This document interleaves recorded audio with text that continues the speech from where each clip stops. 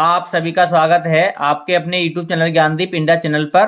और आज लेकर के आ गए हम कक्षा 12 सामान्य हिंदी का प्री बोर्ड पेपर। आज कराएंगे इसमें हम पेपर सॉल्व, तो आपको किस तरह से पेपर सॉल्व करना है प्री बोर्ड का। समय दे रखा है इसमें 3 घंटे 15 मिनट, पूर्णांक इसमें 100 नंबर का पेपर होगा। निर्देश दे रखे हैं इसमें, प्रारंभ के 15 मिनट परीक्षार्थी को प्रश्न पत्र पढ़ने के लिए निर्धारित हैं। दूसरा निर्देश है, इस प्रश्न पत्र में 2 खंड हैं, दोनों खंडों के सभी प्रश्न का उत्तर देना आवश्यक है। खंड क दे रखा है प्रश्न नंबर 1, यानी खंड क में प्रश्न नंबर 1 है, निम्नलिखित में से भारतेंदु युग पूर्व का लेखक नहीं है। ऑप्शन नंबर 1 दे रखा है लक्ष्मण सिंह, ऑप्शन नंबर 2 शिव प्रसाद सितारे हिंद, ऑप्शन नंबर 3 इंशाअल्लाह खां, ऑप्शन नंबर 4 श्रीधर पाठक।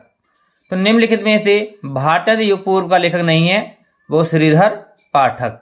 तो इसका ऑप्शन नंबर 4 सही है। ये आपके विकल्प हैं वो 1 नंबर के हैं। देखा 5 गुणा 1 बराबर 5, यानी इसमें पहले प्रश्न में आपके 5 विकल्प हैं, वो भी 1 नंबर के हैं। तो पहले का ख दे रखा है इसमें, निम्नलिखित का यानी हिंदी का पहला मौलिक उपन्यास कौन सा है। यानी हिंदी का पहला मौलिक उपन्यास कौन सा है। ऑप्शन नंबर 1 दे रखा है आनंद मठ, ऑप्शन नंबर 2 परीक्षा गुरु, ऑप्शन नंबर 3 गबन, ऑप्शन नंबर 4 तितली। तो हिंदी का पहला मौलिक उपन्यास है परीक्षा गुरु, तो इसका ऑप्शन नंबर 2 सही है। प्रश्न नंबर 1 का ग, जयशंकर प्रसाद के समकालीन नाटककार हैं। Option number 1 Balkrishna Bhatt, option number 2 Mohan Rakesh, option number 3 Govind Ballabh Pant, option number 4 Vishnu Prabhakar. तो जयशंकर प्रसाद के समकालीन नाटककार हैं गोविंद बल्लभ पंत, तो इसका ऑप्शन नंबर 3 सही है। अब प्रश्न नंबर पहले का घ है, आलोचना के क्षेत्र में सर्वाधिक उल्लेखनीय हैं।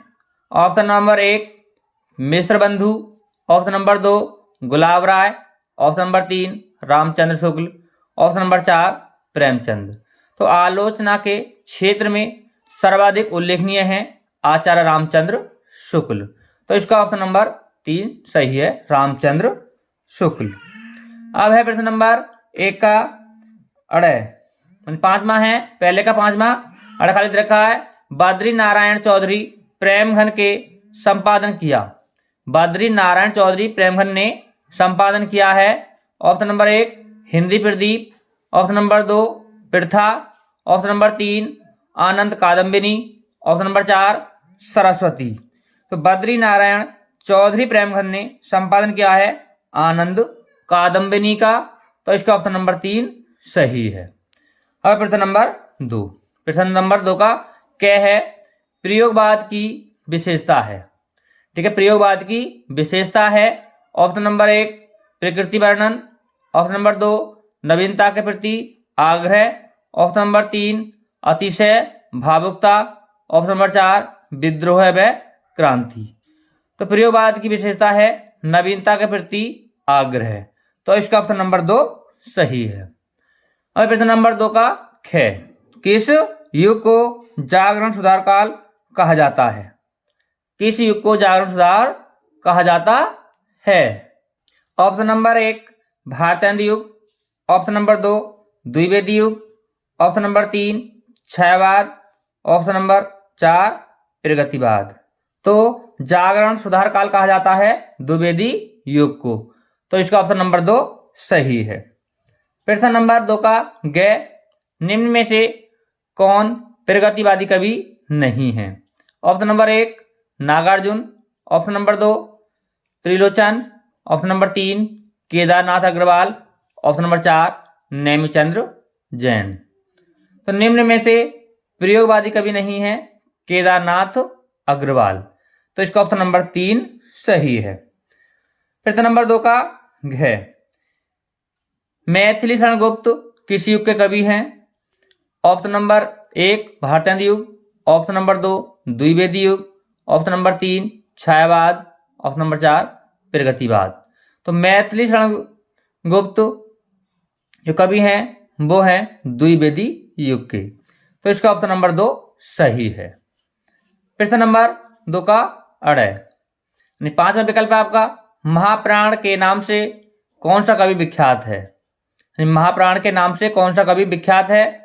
Option number 1 Mahadev Varma, option number 2 Pratap Narayan Mishra, option number 3 Suryakant Tripathi Nirala, option number 4 Sohanlal Dwivedi. तो महाप्राण के नाम से विख्यात कवि हैं सूर्यकांत त्रिपाठी निराला। तो इसका ऑप्शन नंबर 3 सही है।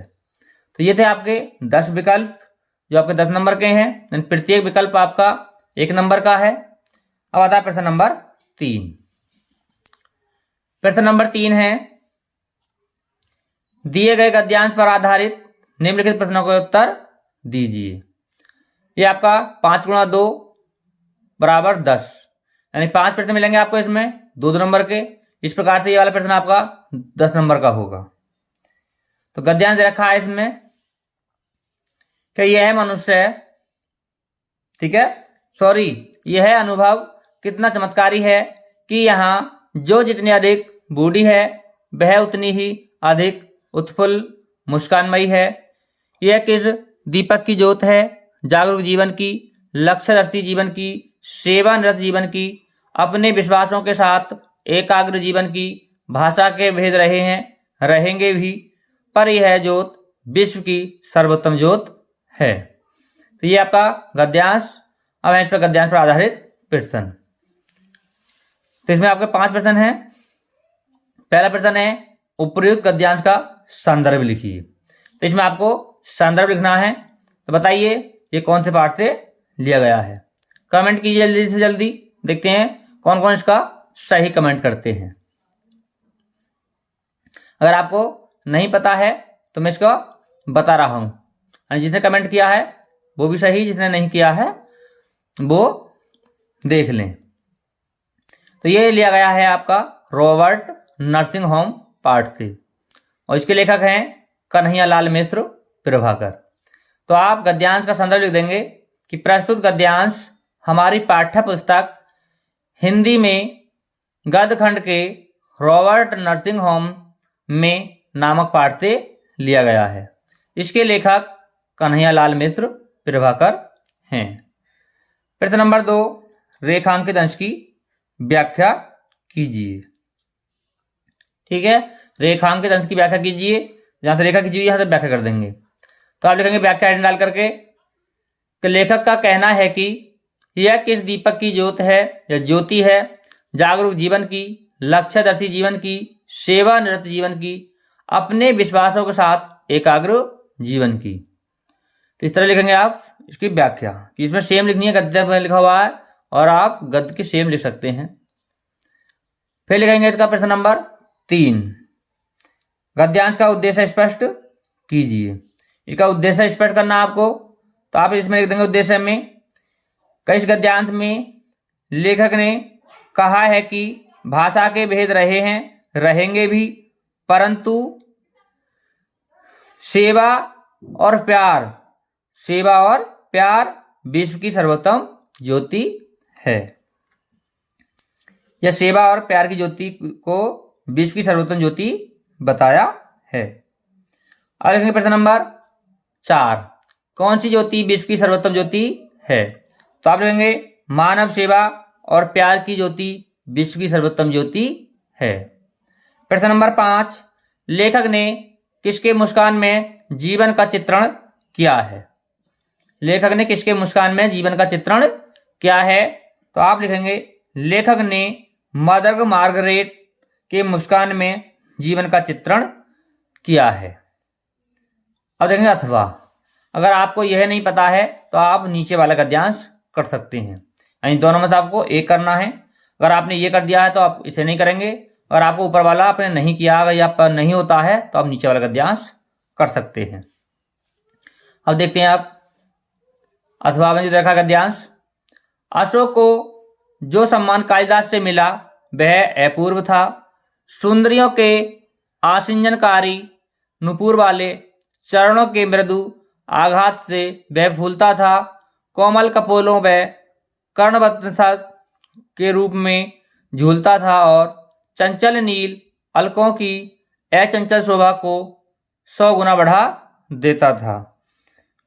वह महादेव के मन को क्षोभ पैदा करता था। मर्यादा पुरुषोत्तम के चित्त में सीता का भ्रम पैदा करता था और मनोजन्मा देवता के एक इशारे पर कंधों पर से ही फूट उठता था। तो ये था आपका गद्यांश। आप देखेंगे इस पर आधारित प्रश्न उत्तर। तो पहला प्रश्न आपका कि उपरोक्त गद्यांश का संदर्भ लिखिए। संदर्भ लिखना है इसमें। तो ये कौन से पाठ से लिया गया है? तो ये लिया गया है अशोक के फूल नामक पाठ से। अशोक के फूल जो पाठ है उसके लेखक कौन है बताइए, आप कमेंट कीजिए। देखते हैं कौन कौन कमेंट करते हैं सही इसका। नहीं पता है? देखिए, अशोक के फूल पाठ के लेखक हैं डॉक्टर हजारी प्रसाद द्विवेदी। तो आप संदर्भ लिखेंगे कि उपर्युक्त गद्यांश का संदर्भ लिखिए। प्रश्न है आपका उपर्युक्त गद्यांश का संदर्भ लिखिए। तो आप संदर्भ लिखेंगे कि प्रस्तुत गद्यांश हमारी पाठ्य पुस्तक हिंदी में गद्यखंड के अशोक के फूल नामक पाठ से लिया गया है। इसके लेखक डॉक्टर हजारी प्रसाद द्विवेदी हैं। अब प्रश्न नंबर 2, रेखांकित अंश की व्याख्या कीजिए। तो इसमें आपको व्याख्या करनी है। व्याख्या में लिखेंगे कि लेखक का कहना है कि, लेखक का कहना है कि, ठीक है। फिर आपको व्याख्या करनी है। कहां से करेंगे आप व्याख्या?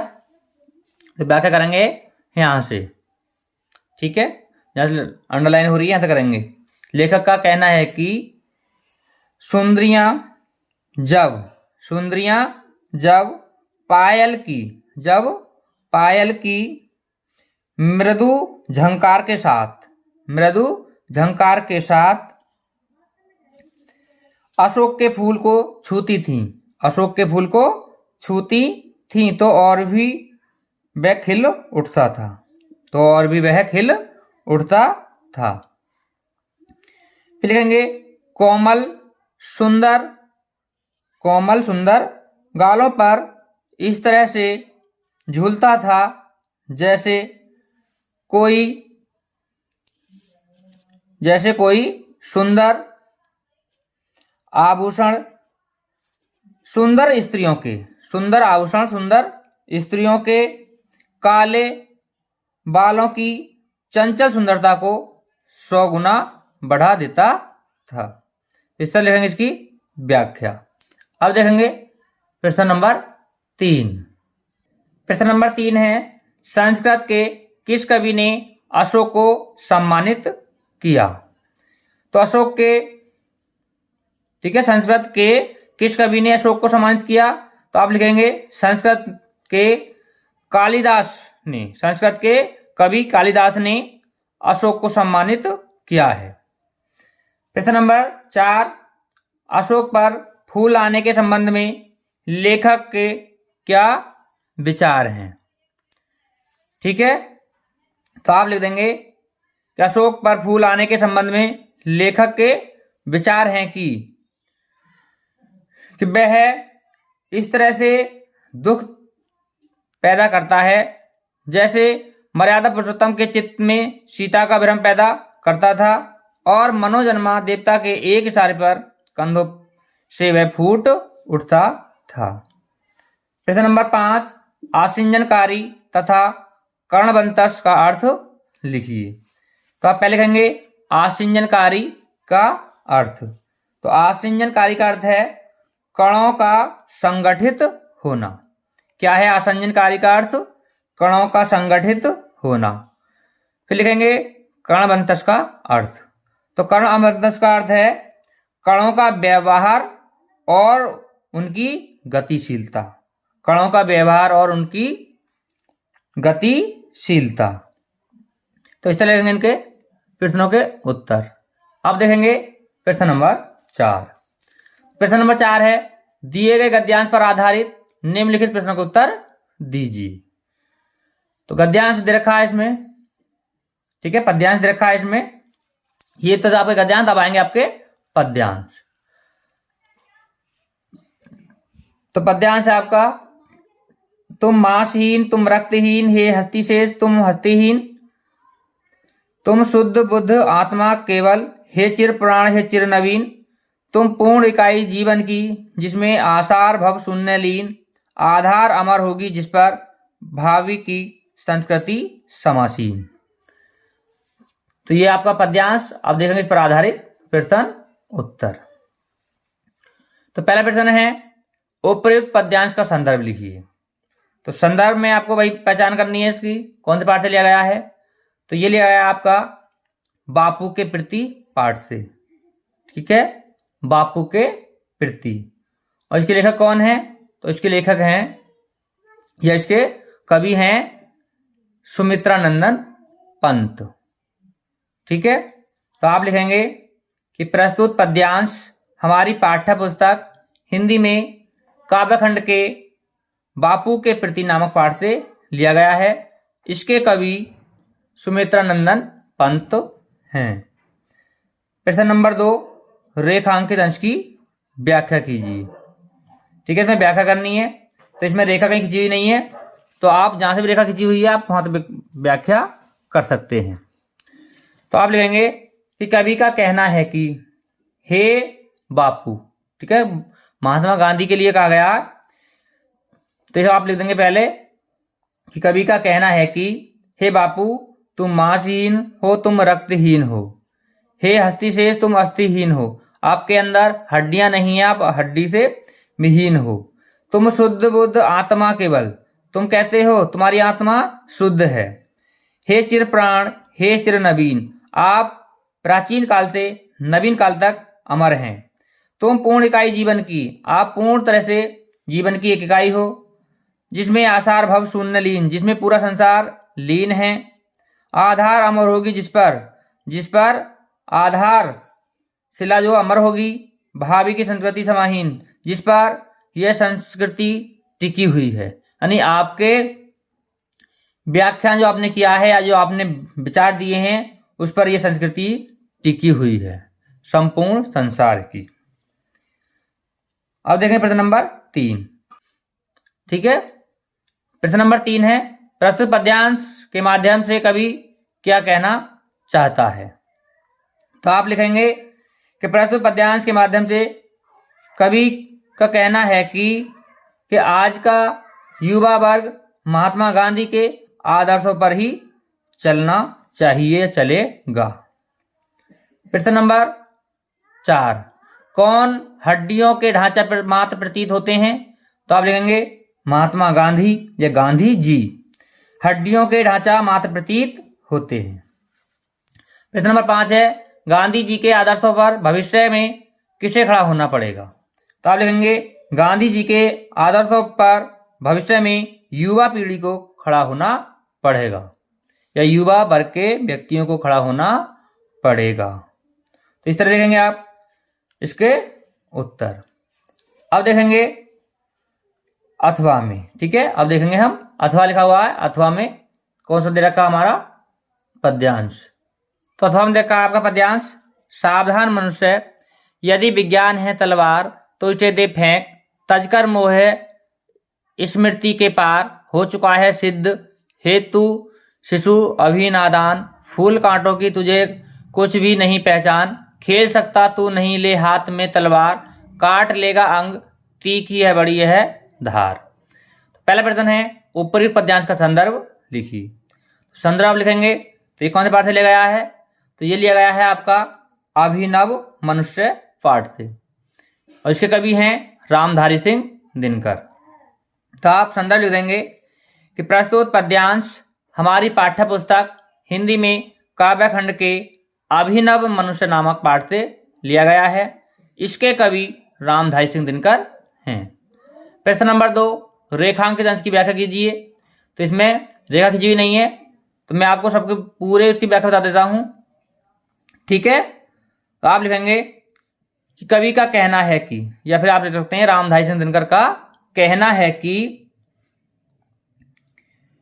यदि सावधान मनुष्य, हे मनुष्य सावधान रहिए, यदि विज्ञान है तलवार, यदि यह विज्ञान तलवार है तो इसे संभालना कठिन है, इसे संभालना कठिन है, तो इसे दे फेंक, तजकर मोह स्मृति के द्वार, इस मोह माया और स्मृति के पार जाकर सच्चे ज्ञान, ठीक है, सच्चे ज्ञान को समझना चाहिए। हो चुका है सिद्ध, हे तू शिशु अभी नादान, तू सिद्ध हो चुका है पर तू अभी नादान है। फूल कांटों की तुझे कुछ नहीं पहचान, अभी तुझे फूल और कांटों की पहचान नहीं है। खेल सकता तू नहीं ले हाथ में तलवार, तू इसको खेल नहीं सकता है, हाथ में तलवार को लेकर के काट लेगा अंग, तो इससे क्या करेगा, अपना कोई भी अंग काट लेगा। तीखी है बड़ी है धार, इसकी जो धार है वो बड़ी ही तेज है। तो इस तरह से आप इसकी व्याख्या लिख देंगे। अब देखेंगे इसका प्रश्न नंबर 3, कवि ने वैज्ञानिक युग के मानव को क्या चेतावनी दी है। ठीक है, क्या है प्रश्न आपका कि कवि ने वैज्ञानिक युग के मानव को क्या चेतावनी दी है। तो आप लिखेंगे वैज्ञानिक युग के मानव को चेतावनी दी है कि विज्ञान की तलवार, विज्ञान की तलवार माने ज्ञान, तलवार का अर्थ क्या है यहाँ पर, ज्ञान से, को संभालना कठिन है। यदि मनुष्य मोह और स्मृति के पार जाकर सच्चे ज्ञान को नहीं समझता तो विज्ञान उसे नष्ट कर सकता है और उसे अज्ञानता छोड़कर वास्तविकता को समझना होगा। तो इस तरह से आप इसका उत्तर लिख सकते हैं। प्रश्न नंबर 5, प्रश्न नंबर 4, कवि ने तलवार किसे बताया है। तो आप लिखेंगे कवि ने तलवार विज्ञान को बताया है। अब लिखेंगे प्रश्न नंबर 5, प्रस्तुत पद्यांश में प्रयुक्त रस एवं अलंकार का नाम लिखिए। इसमें आपको रस और अलंकार दोनों बताने हैं। तो आप उत्तर में लिख देंगे कि प्रस्तुत पद्यांश में प्रयुक्त रस है इसमें वीर रस, ठीक है, वीर रस, और अलंकार लिखेंगे इसमें रूपक अलंकार। ठीक है, इसमें रूपक अलंकार है और वीर रस है।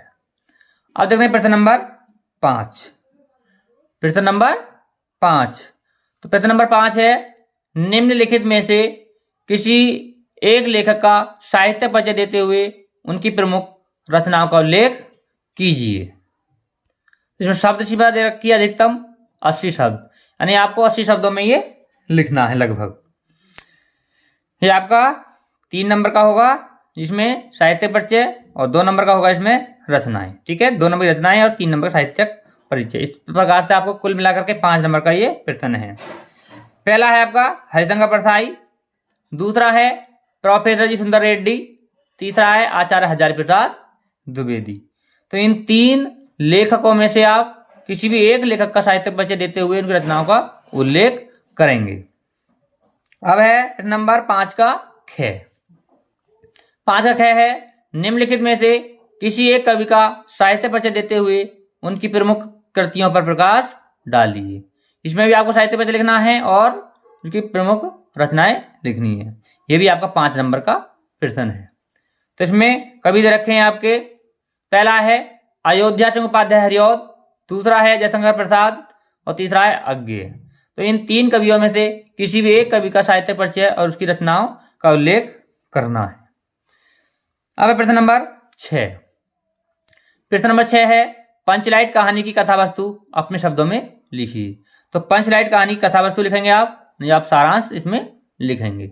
सारांश, कथासार, कथा वस्तु या सार एक ही बात है, तो आप इसमें सारांश कथा वस्तु लिख सकते हैं। ठीक है, शब्द सीमा इसमें अधिकतम 80 शब्द, ये आपको लगभग 80 शब्दों में इसका उत्तर देना है। ये भी आपका 5 नंबर का प्रश्न है। अथवा में रखा है लाठी अथवा बहादुर कहानी की समीक्षा कीजिए। अगर आपको वही नहीं आता है, मैं सारांश आप नहीं लिख सकते हैं, तो लाठी अथवा बहादुर कहानी का समीक्षा कर सकते हैं आप। तो इन दोनों में तो आपको एक का उत्तर देना है। अब है प्रश्न नंबर 7, स्वपठित खंड काव्य के आधार पर किसी एक खंड के एक प्रश्न का उत्तर दीजिए। ठीक है, स्वपठित खंड काव्य के आधार पर किसी एक खंड के एक प्रश्न का उत्तर दीजिए। यानी आपने जो भी खंड पढ़ा है उसमें से किसी भी एक प्रश्न का उत्तर दे सकते हैं आप। यानी इसमें प्रत्येक खंड में 2 प्रश्न है, दोनों में से आपको एक का उत्तर देना है। शब्द सीमा इसमें वही है 80 शब्द, और ये भी आपका 5 अंक का है। पहला है खंड इसमें श्रवण कुमार खंड काव्य के आधार पर दशरथ का चित्रण कीजिए, अथवा श्रवण कुमार खंड काव्य के नायक का चित्रण कीजिए। तो आप इसमें से एक कर सकते हैं जो आपने पढ़ा हो, या आपने यही नहीं पढ़ा है तो आप दूसरा ले सकते हैं सत्य की जीत। सत्यजीत खंड काव्य के आधार पर द्रौपदी का चित्रण कीजिए, अथवा सत्य की जीत खंड काव्य की कथा वस्तु लिखिए। तीसरे नंबर पर दे रखा है रश्मिरथी खंड काव्य के आधार पर कर्ण का चित्रण कीजिए, अथवा रश्मिरथी खंड काव्य की कथा वस्तु लिखिए। इनमें से आपको एक करना है जो भी आपने पढ़ा हो। यह नहीं पढ़ा है तो आपका चौथा है मुक्तियक खंड काव्य का कथानक संक्षेप में लिखिए, अथवा मुक्तियक खंड काव्य के नायक का चित्रण कीजिए। तो इनमें से आपको एक करना है। अब 5 नंबर आलोक व्रत खंड काव्य के नायक कौन है उसका चित्रण कीजिए, अथवा आलोक व्रत खंड काव्य की कथा वस्तु पर प्रकाश डालिए। प्रश्न नंबर 6 है त्यागपति खंड काव्य का कथा वस्तु संक्षेप में लिखिए, अथवा त्यागपति खंड काव्य के आधार पर हर्षवर्धन का चित्रण कीजिए।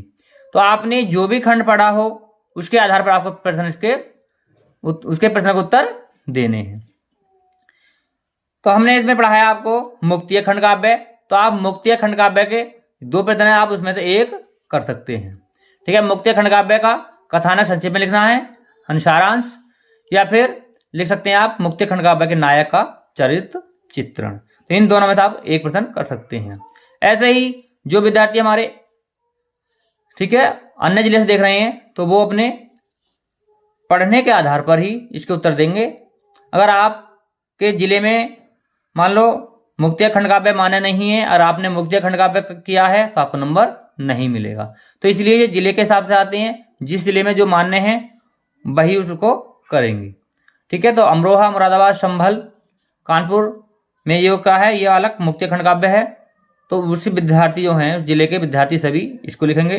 बाकी अन्य जिले के जो विद्यार्थी हैं वो अपने विषय अध्यापक से मालूम कर लेंगे कि हमारे यहाँ कौन सा खंड काव्य आता है, क्योंकि आपको एग्जाम में सभी खंड मिलेंगे, सबके आपको उत्तर नहीं देने, केवल जो आपने पढ़ा उसके ही उत्तर आप देंगे। अब आता है आपका खंड ख। तो खंड ख में प्रश्न नंबर 8 है, और 8 का क है निम्नलिखित संस्कृत गद्यांश का संदर्भ सहित हिंदी में अनुवाद कीजिए। तो आपका संस्कृत में अनुवाद करना है, संस्कृत का हिंदी में अनुवाद करना है संदर्भ सहित। तो ये 2 + 5 = 7 नंबर का अगर प्रश्न है, यानी 2 नंबर का इसमें संदर्भ है, 5 नंबर का इसमें हिंदी में अनुवाद है, इसलिए कुल मिलाकर 7 नंबर का ये प्रश्न है आपका।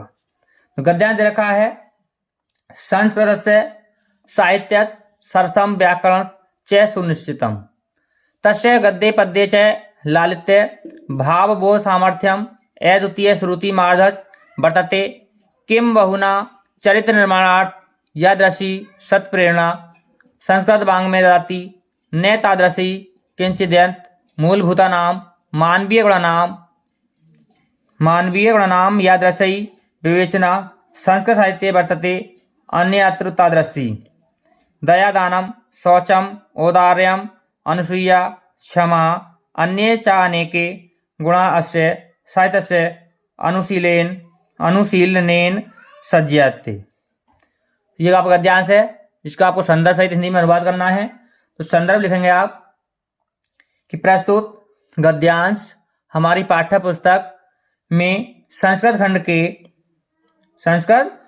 के संस्कृत भाषा महत्तम नामक पाठ से लिया गया है। फिर लिखेंगे हिंदी में अनुवाद। हिंदी में अनुवाद लिखेंगे संस्कृत साहित्य से सरसम व्याकरण च सुनिश्चितम, संस्कृत का साहित्य सरस और व्याकरण सुनिश्चित है। तस्य गद्ये पद्ये च लालित्यम भाव बोध सामर्थ्यम अद्वितीय श्रुति माधवत वर्तते, इसके गद्य और पद्य में लालित्य का भाव बोध सामर्थ्य है और कानों को सुंदर लगने वाला है। किम बहुना चरित्र निर्माण, क्या बहुत चरित्र निर्माण के लिए जैसी सत प्रेरणा संस्कृत का साहित्य देता है, ऐसा कोई साहित्य नहीं देता। मूलभूत मानवीय गुणों का जैसा विवेचना, मूलभूत मानवीय गुणों की जैसी विवेचना संस्कृत का साहित्य देता है या करता है, ऐसा अन्य कोई साहित्य नहीं करता। दया दानम, यानी दया की भावना, दान देने की भावना, ठीक है। शौचम यानी पवित्रता, औदार्यम उदारता, अनसूया यानी क्षमा करना, ठीक है। अनसूया माने ईर्ष्या न करना, क्षमा करना।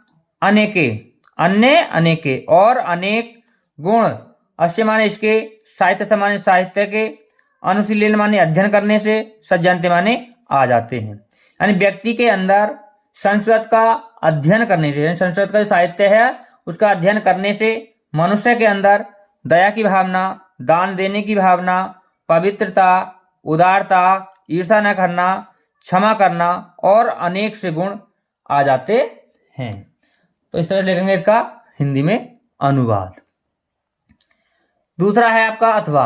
अथवा में दे रखा है आपका, दूसरा दे रखा है इसमें, बौद्ध युगे इमे सिद्धांता व्यक्ति जीवनस्य अभ्युता धान्य प्रयुक्ता आसन परमध्यम इसे सिद्धांता राष्ट्राणाम परस्परम मैत्री सहयोग कारणानि विश्व बंधुत्व विश्व शांतित्व च साधनानि सन्ति। राष्ट्रनायकस्य श्री जवाहरलाल नेहरू महोदयस्य प्रधानमंत्री काले चीन देशे सह भारतस्य मैत्री पंचशील सिद्धांत अधिकृत्य एवाभत एतो ही उपावसी देशो बौद्ध धर्मे निष्ठाव बंतो। तो ये आपका है गद्यांश, इसका लिखना आपको संदर्भ सहित हिंदी में अनुवाद। यानी आप ऊपर वाला नहीं कर सकते हैं तो आप इसको भी कर सकते हैं। तो ये कौन से पाठ से लिया गया है? तो ये लिया गया है पंचशील सिद्धांता पाठ से। तो आप संदर्भ लिख देंगे कि प्रस्तुत गद्यांश हमारी पाठ्य पुस्तक हिंदी में संस्कृत खंड के पंचशील सिद्धांता नामक पाठ से लिया गया है। फिर लिखेंगे आप हिंदी में अनुवाद। हिंदी में अनुवाद करेंगे, बौद्ध युगे इमे सिद्धांता व्यक्तित्व जीवनस्य अभ्युत्थानाय प्रयुक्ता आसन। तो आप क्या हिंदी में अर्थ लिख देंगे, बौद्ध युग में ये सिद्धांत व्यक्तिगत जीवन की उन्नति के लिए प्रयुक्त थे। परमध्य इमे सिद्धांता राष्ट्रनायक परमैत्री सहयोग कारणनि। किंतु आजकल ये सिद्धांत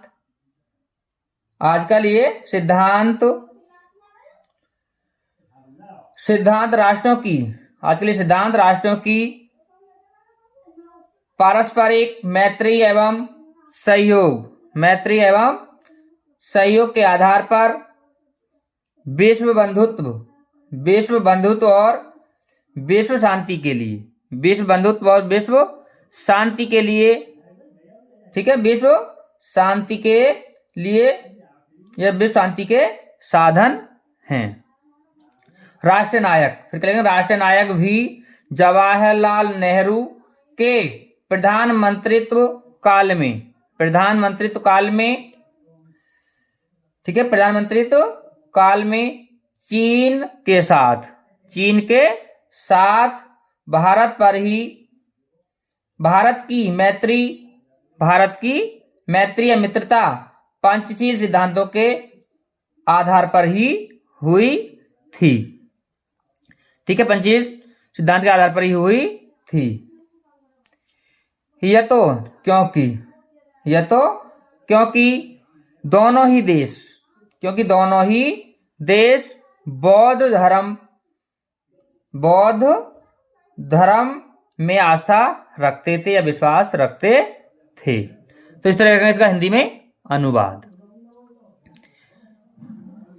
फिर लिखेंगे पहले का 8वें का पहला कै था, अब 8वें का खे। निम्नलिखित श्लोकों का संदर्भ सहित हिंदी में अनुवाद कीजिए। अब आपके श्लोक हैं यानी पद्यांश। पहला श्लोक आपका विद्या विवादाय धनम मदा शक्ति परेशान परिपीर्णाय खलस्य साधो विपरीतामेत नागयज्ञाय दानाय च रक्षणाय। तो ये कौन से पाठ से लिया गया है, कमेंट कीजिए। ये श्लोक है आपका किस पाठ से लिया गया है, आप कमेंट कीजिए जल्दी से जल्दी। देखते हैं आप कितने बच्चे इसका सही कमेंट करते हैं। अगर इस पाठ का आपका संदर्भ आपको नहीं लिख सकते हैं तो आप फिर क्या लिखेंगे, यानी सबसे सरल है, बताया भी गया आपको कि इस पाठ का ही एक श्लोक आएगा। तो जिसने आंसर जिसका कमेंट किया सही वो ठीक है, जिसे नहीं पता है वो देख सकते हैं। ये लिया गया है सुभाषित रत्नानी नामक पाठ से। तो आप लिखेंगे प्रस्तुत श्लोक हमारी पाठ्य पुस्तक हिंदी में संस्कृत खंड के सुभाषित रत्नानी नामक पाठ से लिया गया है। अब लिखेंगे हिंदी में अनुवाद। विद्या विवादाय धनम मदा शक्ति परिसाम परिपीर्णाय खलस्य। खलस्य माने दुष्ट। तो आप लिखेंगे दुष्ट व्यक्तियों की विद्या वाद विवाद के लिए, धन घमंड के लिए, शक्ति दूसरों को परेशान करने के लिए होती है। इसके विपरीत साधु यानी सज्जन व्यक्तियों की विद्या दूसरों को ज्ञान देने के लिए, धन दान देने के लिए और शक्ति दूसरों की रक्षा करने के लिए होती है। अथवा अब देखेंगे अथवा में देखा है न चोरहार्यम न च राजहार्यम न भ्रातभाज्यम न च भारकारी व्यय कृते वर्धते एव नित्यम विद्याधनम सर्वधनम प्रधानम। तो ये भी आपका सुभाषित रत्नानी वाले पाठ का ही है। तो आप लिखेंगे कि विद्या धन सभी धनों में श्रेष्ठ है। संदर्भ तो आप लिख देंगे जब ये बताया था आपको उसी पाठ का, तो इस तरह लिखेंगे आप संदर्भ। तो इसका अगर आप इसे नहीं कर सकते हैं आप इसको कर सकते हैं। संदर्भ आप वही लिखेंगे जो बताया गया है आपको। हिंदी में अनुवाद लिख देंगे, यहाँ से लिखेंगे सबसे पहले आप लिखना स्टार्ट करेंगे कि विद्या धन सभी धनों में श्रेष्ठ है या प्रधान है, क्योंकि न चोर चुरा सकता है, न राजा छीन सकता है, न भाई बांट सकता है और न इसका कोई वजन है यानी भार है। व्यय करते वर्धते और यह खर्च करने से, एवं नित्यम यह प्रतिदिन खर्च करने से बढ़ता है। वर्धते यानी बढ़ता है, घटता नहीं है। तो इस तरह लिखेंगे इसका हिंदी में अनुवाद। अब प्रश्न नंबर 9।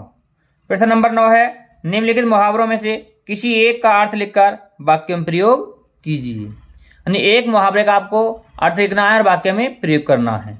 तो 1 नंबर का ही होगा इसमें अर्थ और 1 नंबर का वाक्य में प्रयोग। इस प्रकार से ये 2 नंबर का प्रश्न है, यानी 1 का आपका अर्थ लिख करके वाक्य में प्रयोग करना है। आपका 4 हैं सूर्य को दीपक दिखाना, हवाई केले बनाना, अपना उल्लू सीधा करना, अगर मगर करना। तो इन चारों में से आप किसी भी एक मुहावरे का अर्थ लिखकर वाक्य में प्रयोग करेंगे। अब देखते हैं इसके बाद अगला प्रश्न। प्रश्न नंबर 10 है अपठित गद्यांश पर आधारित निम्नलिखित प्रश्नों का उत्तर दीजिए। आज के कई वर्ष पहले गुरुदेव के मन में आया कि शांति निकेतन को छोड़कर कहीं अन्यत्र जाएं। स्वास्थ्य बहुत अच्छा नहीं था, शायद इसलिए या पता नहीं क्यों वे श्री निकेतन के पुराने तमंजिले मकान में रहे। शायद मौज में आकर यह निर्णय लिया हो। वे सबसे ऊपर के तल्ले में रहने लगे। उन दिनों ऊपर तक पहुंचने के लिए लोहे की चक्करदार सीढ़ियां थीं और वृद्ध रविंद्रनाथ के लिए उस पर चढ़ सकना असंभव था। फिर भी बड़ी कठिनाई से उन्हें वहां ले जाया जा सका। तो ये आपका अपठित गद्यांश है, इसमें आपको पढ़ करके उत्तर ही देने हैं। तो पहला प्रश्न है गुरुदेव शब्द का प्रयोग किसके लिए किया गया है। तो आप लिखेंगे गुरुदेव शब्द का प्रयोग रविंद्रनाथ के लिए किया गया है, जो आया आपका गद्यांश में रविंद्रनाथ। गुरुदेव ने शांति निकेतन छोड़कर कहीं और रहने का मन क्यों बनाया। तो आप लिखेंगे कि स्वास्थ्य बहुत अच्छा नहीं था, इसलिए गुरुदेव ने शांति निकेतन छोड़कर कहीं और रहने का मन बनाया। फिर लिखेंगे प्रश्न नंबर 3 का उत्तर उनके समीप तक पहुंचने में क्या कठिनाइयां थीं। तो आप लिखेंगे उनके समीप पहुंचने तक कठिनाइयां थीं कि उन दिनों ऊपर तक पहुंचने के लिए लोहे की चक्करदार सीढ़ियां थीं। अब अथवा ये नहीं पता तो आप दूसरा अपठित गद्यांश कर सकते हैं। दूसरा है, हमारी संस्कृति असीमता का हास हो रहा है, हम लक्ष्य भ्रम से पीड़ित हैं, विकास के विराट उद्देश्य पीछे हट रहे हैं, हम झूठी तुष्टि के तत्कालीन लक्ष्यों का पीछा कर रहे हैं, मर्यादाएं टूट रही हैं, नैतिक मानदंड ढीले पड़ रहे हैं, व्यक्ति केंद्रिकता बढ़ रही है, स्वार्थ परमार्थ पर हावी हो रहा है, भोग की आकांक्षाएं आसमान को छू रही हैं, उपभोक्ता संस्कृति हमारी सामाजिक नींव को हिला रही है। तो आप लिखेंगे पहला है उपयुक्त गद्यांश का शीर्षक लिखिए। ठीक है, उपयुक्त गद्यांश का शीर्षक लिखिए। तो अब शीर्षक लिखेंगे हमारी संस्कृति। ठीक है, उपयुक्त गद्यांश का शीर्षक क्या है? हमारी संस्कृति। अब है प्रश्न नंबर 2, उपभोक्ता संस्कृति का अर्थ स्पष्ट कीजिए। ठीक है, उपभोक्ता संस्कृति का अर्थ स्पष्ट कीजिए। तो आप उत्तर में लिख देंगे, समाज में वस्तुओं और सेवाओं की खरीद और उपभोग पर केंद्रित एक संस्कृति है जो इसके सदस्यों के मूल्यों, गतिविधियों और सामाजिक स्थिति को व्यापक रूप से प्रभावित करती है। ठीक है, उपभोक्ता संस्कृति का अर्थ आप लिखेंगे कि समाज में वस्तुएं और सेवाओं की खरीद और उपभोग पर केंद्रित एक संस्कृति है जो इसके सदस्यों के मूल्यों, गतिविधियों और सामाजिक स्थिति को व्यापक रूप से प्रभावित करती है। तो इस तरह लिखेंगे इसका अर्थ। अब हमारे लक्ष्य भ्रम से पीड़ित क्यों हैं? हमारे लक्ष्य भ्रम से पीड़ित क्यों हैं? तो आप यहां लिख देंगे, हमारी संस्कृति अस्मिता का ह्रास हो रहा है, इसलिए हम लक्ष्य भ्रम से पीड़ित हैं या हो रहे हैं। तो ये था आपका अपठित गद्यांश। तो इसमें पहला प्रश्न आपका 1 नंबर का है और बाकी नीचे वाले 2-2 नंबर के प्रश्न हैं।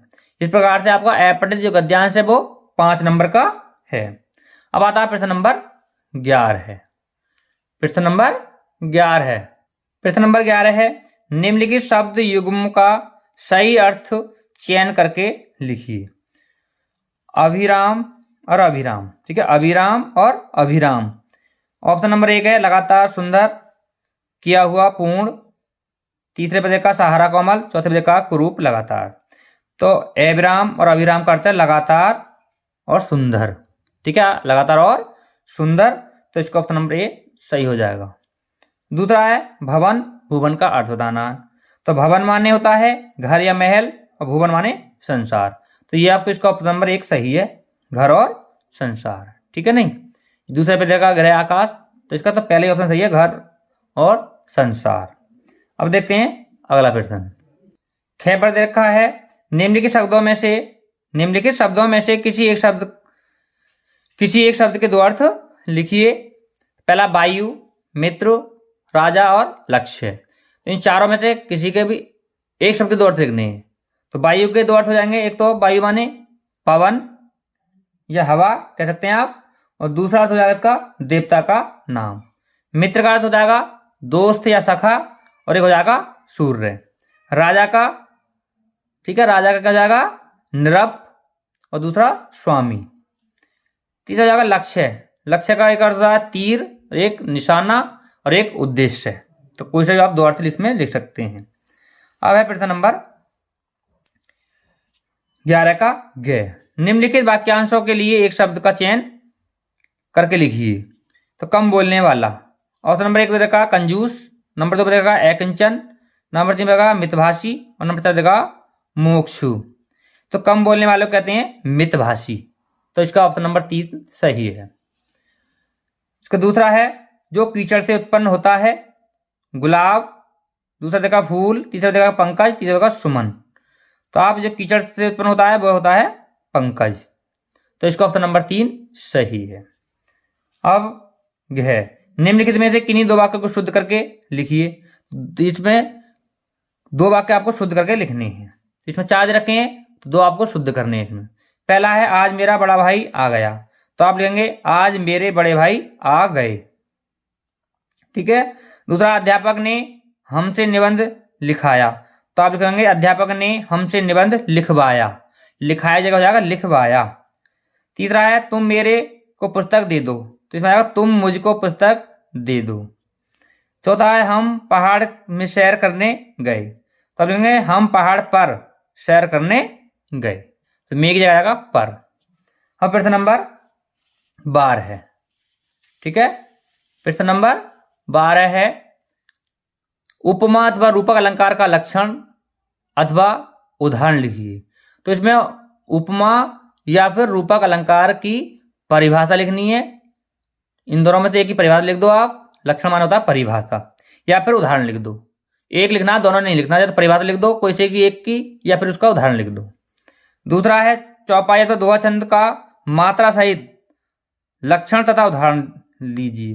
तो इसमें चौपाई छंद की परिभाषा लिखेंगे और उदाहरण लिखेंगे, या फिर दोहा छंद की परिभाषा और उदाहरण लिखेंगे। मात्रा भी इसमें लगानी है आपको। मात्रा सहित पूछा तो आपको उसमें मात्रा भी लगानी है। प्रश्न नंबर 13 है उत्तर मध्य रेलवे के महाप्रबंधक को एक पत्र लिखिए जिसमें टिकट निरीक्षक के अभद्र व्यवहार की शिकायत की गई हो। शब्द सीमा आपको 250, ज्यादा बड़ा नहीं लिखना आपको, लगभग 250 शब्दों में लिखना है, यानी ज्यादा से ज्यादा। तो आप इसमें उत्तर रेलवे के महाप्रबंधक को एक पत्र लिखेंगे जिसमें आप टिकट लेते हैं और टिकट लेते समय आपसे टिकट निरीक्षक है वो आपसे गलत व्यवहार करता है, तो इसकी आप शिकायत कर सकते हैं। तो इस तरह से आपको एक पत्र लिखना है महाप्रबंधक को। अथवा में रखा है अपने जन्मदिन पर मित्र द्वारा भेजे गए उपहार के लिए धन्यवाद पत्र लिखिए। अगर आप उस पत्र को नहीं लिख सकते हैं तो आप इसको लिख सकते हैं अपने जन्मदिन पर, यानी कि आपका जन्मदिन हुआ है और आपके मित्र ने आपके लिए उपहार भेजा है, तो आप उसके लिए धन्यवाद किस तरह से देंगे। तो इस तरह से आपको एक पत्र लिखना है अपने मित्र को धन्यवाद देने के लिए। अब प्रश्न नंबर 14 है निम्नलिखित विषयों में से किसी एक पर अपनी भाषा शैली में निबंध लिखिए। अपनी भाषा शैली में आपको निबंध लिखना है। तो ये आपके 2 + 7 = 9 नंबर का है, यानी 2 नंबर इसमें रूपरेखा लिखनी है आपको, कौन कौन से हेडिंग डालने हैं इसमें, और उसके बाद में आपको उसका व्याख्यात्मक वर्णन करना है। तो कुल मिलाकर आपका 9 नंबर का प्रश्न है। पहले का इसमें आतंकवाद की समस्या, कारण और निवारण। दूसरा प्रजातंत्र के विपक्ष की भूमिका। नंबर 3 का देश में बेरोजगारी की समस्या। नंबर 4 का साहित्य समाज का पथ प्रदर्शक है। साहित्य समाज का पथ प्रदर्शक है। और नंबर 5 पर्यावरण संरक्षण की आवश्यकता। कि पर्यावरण संरक्षण की क्यों आवश्यकता है। तो इस तरह से आप इन 5 में से किसी एक बार अपनी भाषा शैली में निबंध लिखेंगे। तो ये था आपका कक्षा 12 सामान्य हिंदी का प्री बोर्ड का पेपर। तो आज की वीडियो में बस इतना ही। आपको ये वीडियो कैसा लगा हमें कमेंट करके जरूर बताएं, और आप हमारे साथ अंत तक जुड़े रहे इसके लिए आप सभी का बहुत बहुत धन्यवाद। और जो भी हमारे चैनल पर नए आए हैं वो चैनल को सब्सक्राइब कर लें, साथ ही साथ बेल आइकन ऑन कर लें ताकि आने वाले वीडियो का नोटिफिकेशन सबसे पहले पहुंच सके। और फिर मिलते हैं अगली वीडियो में, तब तक सभी दोस्तों को नमस्कार।